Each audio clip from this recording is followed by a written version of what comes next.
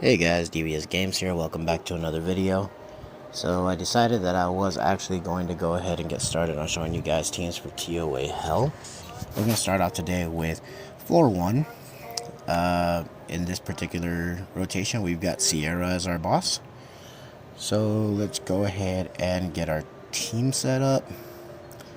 We're going to go ahead and start off with Spectra. We're going to use Tyrone as a speed lead.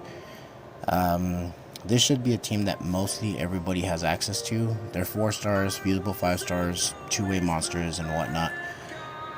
We have the Dark Homunculus and a Lauren. Now, the turn order, they are going to have to be kind of quick. They don't have to be on Violent. Violent helps, but this is my Lauren. She's on Violent Focus. As you can see, she's only 5 stars. She's not fully maxed. Her runes are maxed. These are old runes that I've had lying around. 5-star runes. She's on speed HP. After her, we have Spectra moving, also on Violent Focus. He's on speed, crit damage, HP. Again, older runes, they've been lying around. Not all of them are maxed. Some of them are still 5-starred. And here's his artifacts when they first came out. As you can see, they're not very good. Skill 3 accuracy and skill 2 crit damage is great for him, but that's about it. After Spectra, we have Tyrone going at 211 speed. He's on speed HP as well. Could definitely use a little bit more accuracy on the Spectra, a little bit more accuracy on the Tyrone. Here's his artifacts. Nothing super amazing here either. The important part is that they are skilled up and we do need access to their big skills. Here's my Jean. 28% accuracy, speed HP. As you can see, 5-star runes, not maxed. Running theme with this particular team. These are PvE monsters that I don't use really anywhere else. So there's no need for them. And here's my Dark Homunculus. I've got her on full fight. You don't need her on full fight. Violent would be way better for her. And here, as you can see, she's on speed, defense, attack, just to get the speed that I need to have her tuned to go at the very end of the team. But also because it is the Hell ToA stages, you do need to be a little bit fast. So I recommend at least 200 speed. And I have all my towers maxed, so please keep that in mind. For this particular floor, you can actually auto it in the very beginning. You kind of want to treat it like you treated ToA hard back in the day, where you had a team that autoed all the way until the very end of the level or of the wave, and then you would go ahead and manual in. You would take over control and manual to make sure that you had your skills up for the next wave. I don't think I did it on this one. I think I kind of forgot, or I walked away from my phone or something. But the team did work for me to get into the second wave, and then halfway through the second wave I got kind of worried. My Jean got very low on life, so I paused it, I took over control, and then I went ahead and finished it off manually for the rest of it. I'll go ahead and just stop talking. As you can see, this will play out. Well, actually, if you want, I can give you a synopsis of what would work in place of some of these monsters. If you happen to have a Varad, I think Varad is very good in this stage. He has the AoE pushback with the freeze. Unfortunately, you only have 1 turn of negative effects.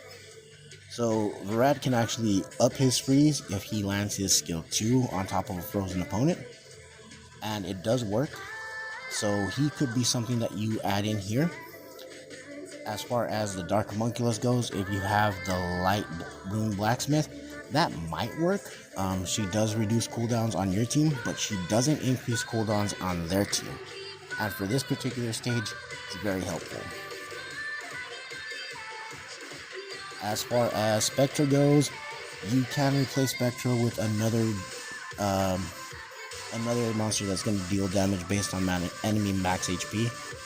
Something like a Shazam, which is a good monster, but really shines against dark monsters, bosses especially, or something like, maybe even a Sigmaris, who also has an AoE freeze. And two skills that scale on enemy max HP. That might be really good here. I'm not 100% sure. I didn't test it, but I mean, it is possible. As far as the provokes go, you have Jean who can do it here. You might be able to use something like a Nora, because she's got the AoE provokes, plus she's got dots, so it'll be more damage, be able to get him down quicker. The good thing about Jean, though, is that she brings a lot to your team. She brings an AoE provoke, she brings invincibility, and she brings a mini heal, which, aside from her, there is no other heal on this team. As you can see, here's where I was talking about that I went ahead and I went into manual, trying to keep my Jean alive, just because I don't want her to die. I definitely need her for the boss. I did run this once before. I let it auto all the way through. I got to the boss, no problem, but I missed a provoke and one bomb wiped my team.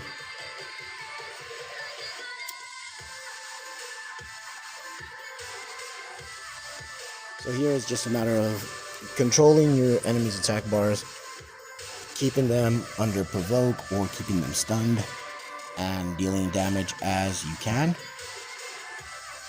Tyrone works really well with his skill 2 because he reduces attack bars, and his skill 3 actually has the freeze on it.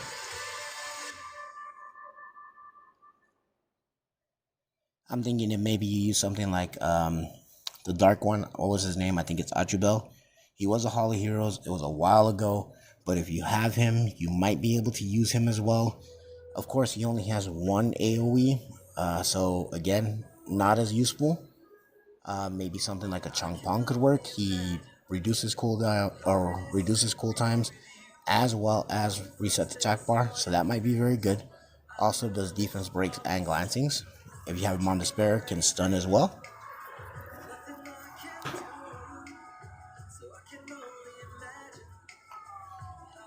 But here we'll go ahead and get into just our skill 1s. We're just going to finish off.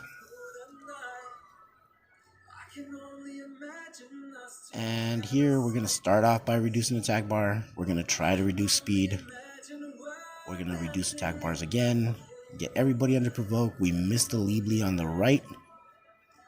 So we're able to reduce reduce our cooldowns, increase their cooldowns. And again, we get the freezes on the Liebly on the right, but not the one on the left. So that's fine. From here, we just go ahead and control the Seara, control the attack bars, try to make sure that we get all of our damage in. As I said, we have the heal on John skill 1, so that is very, very helpful.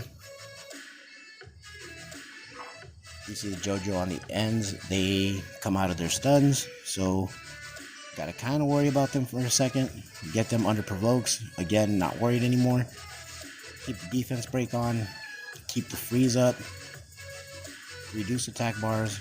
And since they're all frozen or provoked, we don't gotta worry about using the provoke again. It's only a 1-turn debuff, so there's no point in overlapping them. From here, we can just continuously deal damage little by little until we get Seara down. And again, the real important part is we want to make sure that we keep them from putting their bombs on us. So again, back to the provokes, we missed the Liebly on the right, but we're able to put cooldowns on him. So if he does get a turn, we're not worried about him putting a bomb on us. We're going to try for the freeze again. Doesn't work. We just go for damage. And there you go, guys. Easy 3 stars. See you in the next video when we go after level 2. Laters.